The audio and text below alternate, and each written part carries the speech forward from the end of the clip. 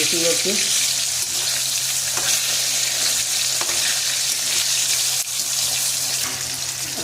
जैसे बंगा देते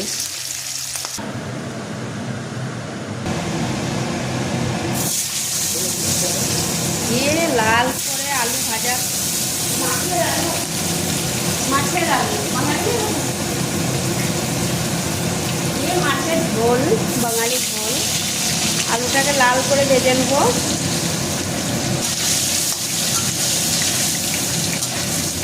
মাছটা ভেজে নিলাম, এবার আলুটাকে ভেজে নেব।